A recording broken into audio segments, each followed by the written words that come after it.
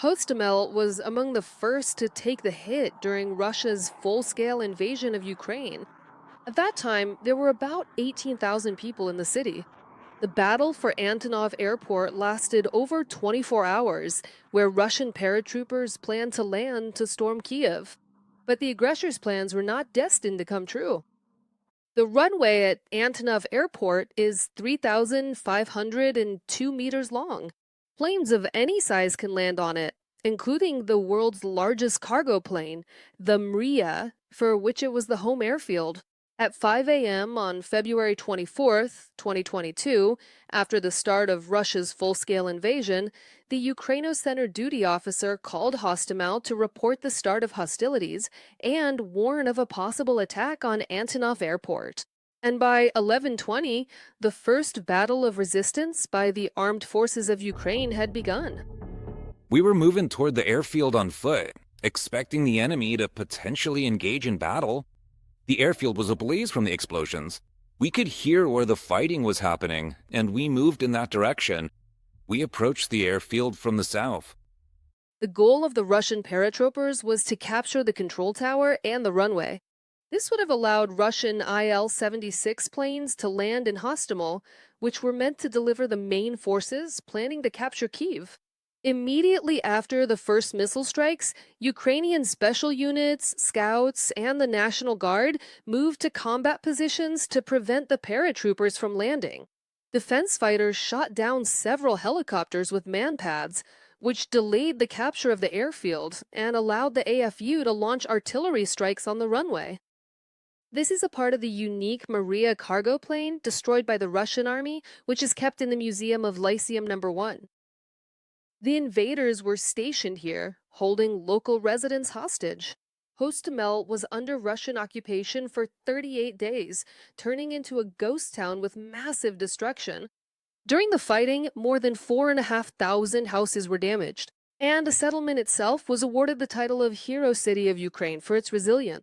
Constant shelling led to a humanitarian catastrophe and heavy casualties among civilians. During the occupation of Hostomel, more than 400 people were considered missing. According to eyewitness accounts and official statements, many of them died, and the bodies of those killed by shelling were often buried in courtyards. This is the house where my son lived. Not far from here, in the garages, he was shot by Russian soldiers. He was a civilian. He wasn't in the military. When the Russian soldiers arrived, the first thing they did was kick people out of their apartments. They occupied those apartments themselves, where they were stationed. People were in the basement and stayed there the whole time. Volodymyr Zaklyupany, director of the Hostomel Lyceum, he left the city in the first days of the war. Volodymyr's son, Serhiy, decided to stay at home. He reassured his father, saying he could leave his home through the forest at any time. Serhiy was sure that the Russian army wouldn't dare to kill peaceful civilians. Russian army soldiers beat the man and then shot him at point-blank range. Serhiy was 38 years old. Serhiy was with a dog that had run out. He was forced to go after it. He had a flashlight. He was also illuminating the equipment. This is all from the neighbors' accounts. The Russian military saw this and they took him. They beat him very badly and tortured him. But they didn't shoot him the first time. He remained alive. Serhiy had that kind of character. He wouldn't stand for injustice. According to witnesses, the next day he was taken off Russian equipment from which they wanted to either remove the battery or drain the diesel fuel. He was beaten again, dragged to the garages, and shot. There were a lot of bullets. According to the Prosecutor General's Office of Ukraine, over 21,000 criminal offenses have been registered in the Kyiv region since the first day of the full-scale Russian invasion. This includes shootings of civilians and convoys that were trying to evacuate from the occupied territories. It also includes the shelling of energy infrastructure. In the Kyiv region, about 270 Russian soldiers have been notified of suspicion of a crime. About 40 people have already been convicted. 2 Russian soldiers were convicted in person, meaning they were the prisoners of war who were in captivity.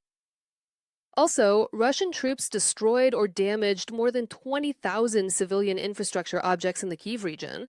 In the Hostomel Lyceum, the Russians destroyed almost everything. There were shell holes in the walls, and the doors were riddled with shrapnel and bullets. Snipers sat on the roof of the educational institution and shot at people. There were teachers whose homes were damaged. They came to the Lyceum, to the basement, which became a shelter for many residents of our community. Since March 5th, Russian troops have been stationed at the Lyceum. They kicked in all the doors and stole a lot of equipment. The furniture they used to barricade themselves was destroyed, and the windows were blown out.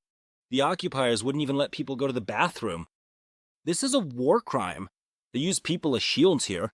Children were also hiding in the Lyceum. This is a war crime because it's an educational institution, and there was equipment here. There were soldiers here. The crimes of the Russian army in the Kyiv region became the starting point for large-scale atrocities committed by the Russian military. The whole world saw the barbaric face of the Kremlin's aggressions. In early April 2022, dozens of bodies were found here, lying right on the roadway.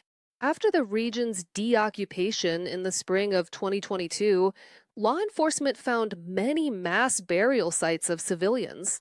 In total, 15 such sites were identified in the Kyiv region. After deoccupation, the bodies of 422 murdered civilians were found in Bucha, and 1,190 bodies in the Bucha district. During 4 years of full-scale war, the prosecutor's office documented over 240,000 crimes of Russian aggression, of which more than 210,000 are war crimes.